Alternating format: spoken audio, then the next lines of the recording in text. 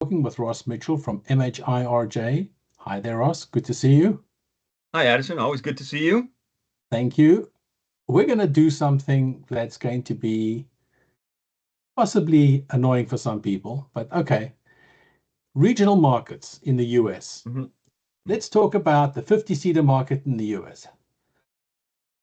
There's so much backwards and forwards. Is there a market? Isn't there a market? Give me your assessment of how big it is. Is it growing? How do you see it? Yeah, certainly. I mean, there is a market. There continues to be a market for 50-seat aircraft, and I'd say over the last few years, it's become complicated to gauge the size of it because it used to be you could say the size of the 50-seat market was how many CRJ 200s and Embraer 145s were flying. But today we see CRJ 550s in the 50-seat market, which is really a CRJ 700. We also see CRJ 700s for American flying at 65 seats.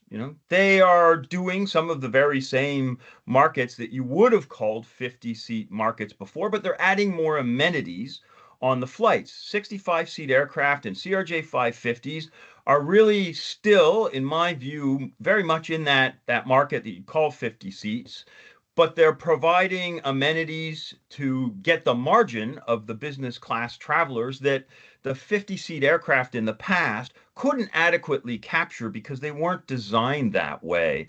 So for sure, the 50-seat market is large. We see the CRJ 200 fleet very stable, despite predictions from others that those aircraft will be out of service soon. We see them operating for quite some time. There's no real restriction on the aircraft.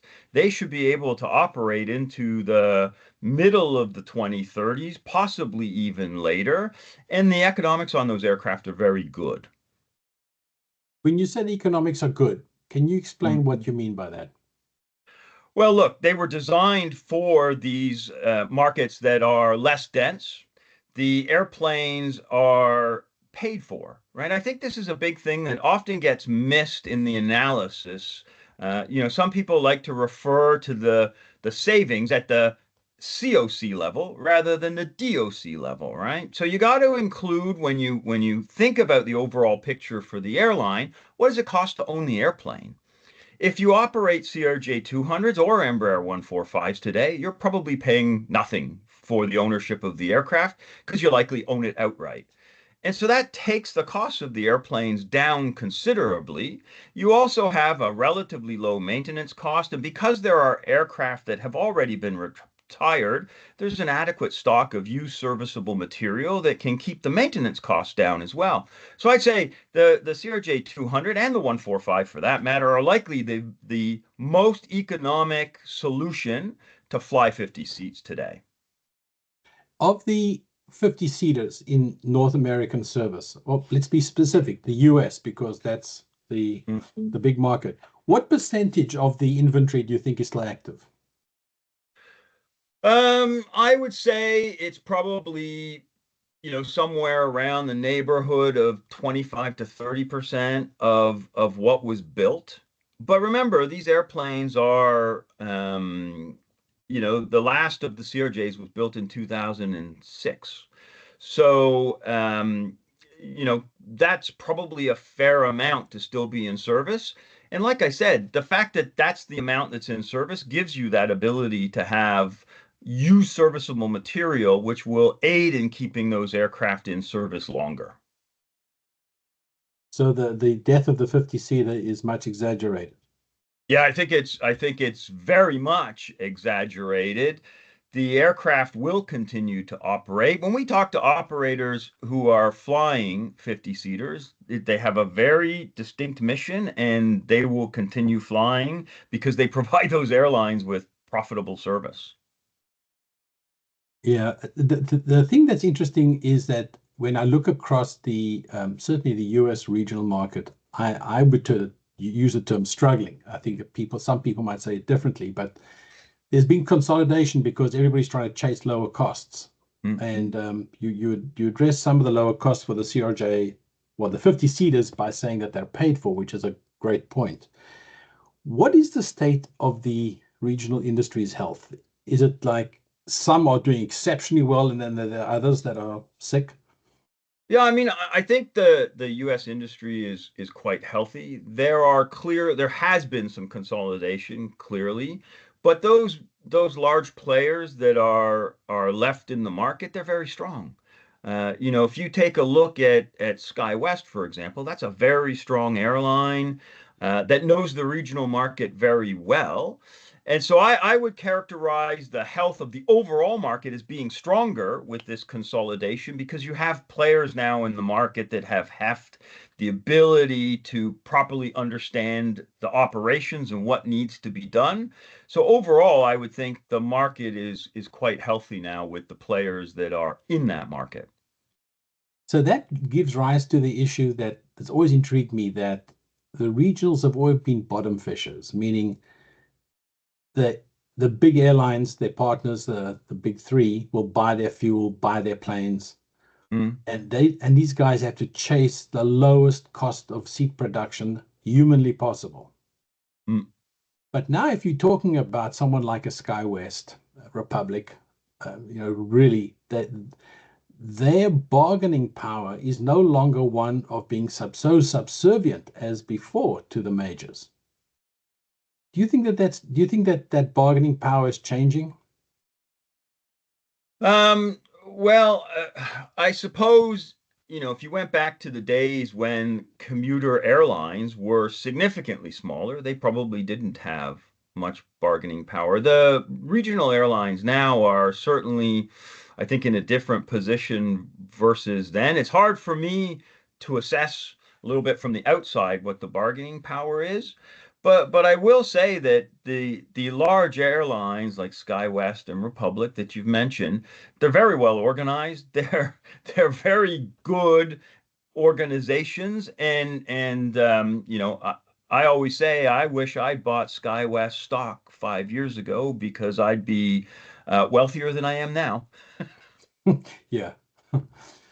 Okay. When we look at the regionals, and the thing that we see across the board, not just in the US, but across the board in this industry, is upsizing is a thing. Mm, mm, You have, if you're chasing economies of scale, you need scale. yeah. And of course, we've got this item that I think you and I probably are in violent agreement about, called scope clause, Mm, this aberration in the market. yeah. Regionals can't upsize. They're running to this wall. So they can't get economies of scale. So the CRJ 550 is an attempt to get there through like a creative way of doing this. But Mm. doesn't this guide us towards less interest in 50 seaters because of the upsizing trend and the way this business works? So the upsizing trend, as you mentioned, has a limit because the scopes around 76 and 70 seat airplanes are pretty tight, and most of the airlines are running close to their limits, if not at their limits. And so the place that they likely have available room is in the 50 seat market. And that's partly what the CRJ 550 addresses, right? If you can no longer acquire and add 76 and 70 seat aircraft, then a 550 makes sense. I think the one thing that you had, and we mentioned it before with the CRJ 200 and 145, was their inability to provide the amenities that a business traveler or a premium traveler is looking for. And the 550 can provide that. You have a business class that's quite nice. And the 550 in the network, in United's network, scores very well in terms of passenger acceptance. And so I think what you see is there is an expansion possibility actually within 50 seats if you do it right. And I think there are lots of things that will come that will allow you to expand into that space. But I think that the key thing is, and when you look at what will replace those 50 seaters, I think that's still, a 2035 to 2040 question. And that means that the next generation of airplanes, and it really does have to be a next generation of airplanes, needs to take into account that market because there is untapped potential in that market without a doubt. Okay, so you mentioned next generation, so I can't Yeah, resist now. Now I have to back into MaveJet. yeah. Um, you guys are obviously quite involved with MaveJet. That's going to be looking at essentially the upper end of regional airplanes. That's not a solution in the 50-seater market.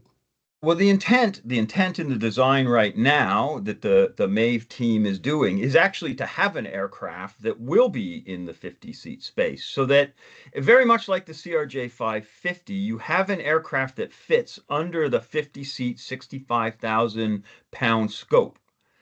And so you'd operate the airplane very much like you would a CRJ 550. And the key in the design for Maeve is they have to keep the range at about 1,000 nautical miles to keep the weight off the bigger version, the 76 seat aircraft, so that they can use the same airplane for 50 seats. So in fact, the way they're planning the aircraft is very much to operate in the 50 seat space.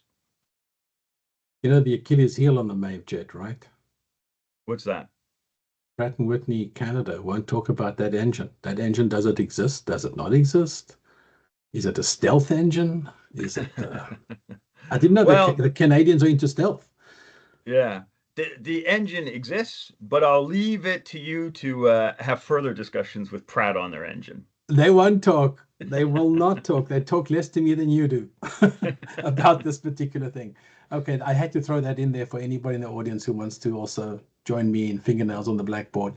All right, so let's back into the turboprop business, Yeah, because there's this look now at, could turboprops come back into the US yeah. because of the limits Mm, that are just creeping in and forcing airlines in a segment to step back and say, well, what do we do? yeah. You know, as you point out, 25% of the 50-seater regional jet fleet is active. Well, that begs the question, okay, does that mean the other 75% have no value or no use? Is a turboprop a solution? Well, I don't see current turboprops as a solution, largely because there's a number of factors that you have to take into account when you think about a turboprop, right? It's going to fly the route slower.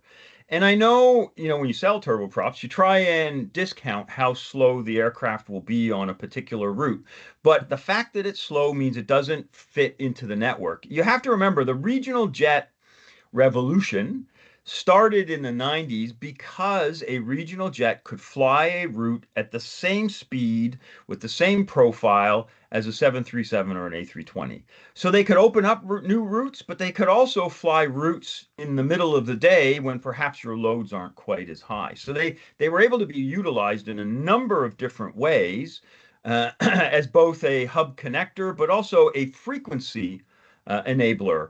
So you can't do that in the same fashion when you talk about a turboprop because it flies slower. The other thing is, because it flies slower, some of the advantages that are often touted, the idea that it burns less fuel, are frittered away with pilot costs, are balanced against the fact that you need more turboprops to fly the same network as a regional jet. Just because they fly slower, you won't get as many rotations in the day, which means if you had, let's say, 20 jets, you would need to replace that with 30 turboprops or 25. That adds a cost. And on top of that, if we think about the, CRJ 200 and the 145, like I said, those airplanes don't have ownership costs on them today. And if you bring in a brand new airplane, that is going to impact your DOCs. And so you're actually going to be paying more for the turboprop. So I don't see the aircraft for all those operational reasons, for the economics. I don't see a turboprop getting there. And I sold turboprops previously, and there were turboprops in the US, and they by and large disappeared. And it's for a lot of those factors, and there's passenger acceptance issues for sure. There's issues around economics that we talked about. So I don't see that as a solution. And as I said, I really think that the existing stock of aircraft flying in the 50-seat segment are going to last until the 2035, 2040 period. Do you really think that in 2040, the solution to the future of aviation is an airplane that was designed in the early 80s? That doesn't make sense to me. There has to be a new generation that is the solution to the 50-seat space. You make a statement like that, and I can just say one thing back to you. What's that?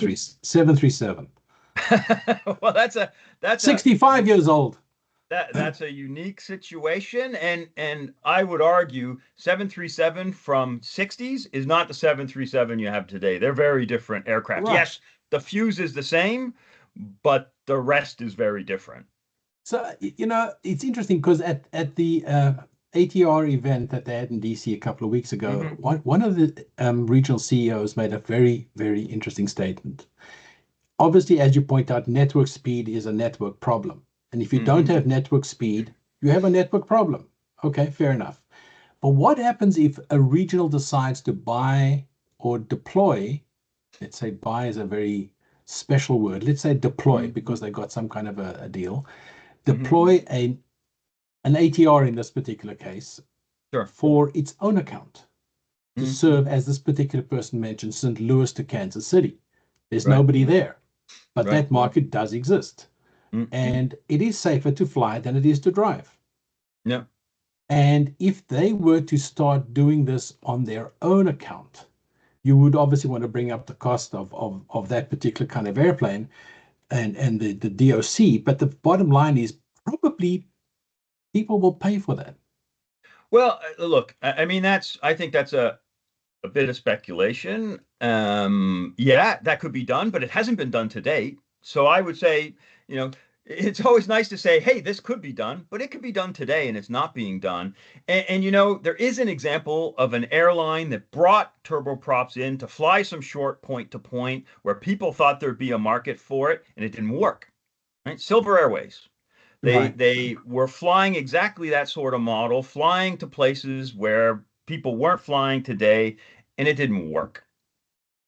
And so, look, there's a reason why there's nothing on that route today, and it's always good to say, hey, it could, but again, if you wanted to start that market, why wouldn't you start it with an airplane that doesn't have ownership costs and is available to you now? Why would you start it with a brand new airplane? And why isn't it being flown today? That would be my response. If it was such a good route and such a good idea, somebody would be in there. And there isn't anybody in that particular example. Yeah, you make the case for the efficient market hypothesis. Markets Well, are efficient. it's always something I come back to, right? Is that I think the restrictions that really exist on the regional markets continue to be pilot availability and cost, and the restrictions around scope. And though we've stopped talking about the pilot shortage in recent months because it's abated to an extent, that's always a consideration, right? The flow and availability of pilots, the flow of pilots up to main lines, it will always be an issue, and it's always a restriction on regionals as to how much they can expand their networks. And I think that's probably more a factor in some of these routes that aren't being served than aircraft availability because that isn't the issue. Right. Okay, I've got a last question for you. Yep. Is your crystal ball all shiny? Yes, it's good. Describe this US regional industry 5 years from now, before you retire with your SkyWest stock. Before I retire, I think the industry looks very much like it does today. You'll still be flying CRJ 200s and 145s on 50-seat routes. I think you'll have more 550s in the market. Although the issue around the 550 now is availability of CRJ 700s, right? There aren't many 700s that are available today, and very few that are operating outside of the United States. So there's not a large feedstock for 550s.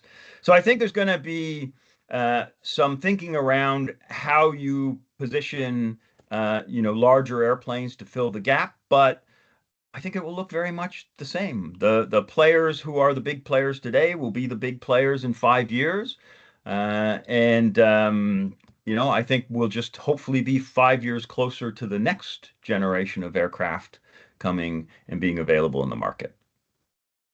Fascinating. Thank you, Ross. Thank you very much, Addison. As always, a pleasure. All right.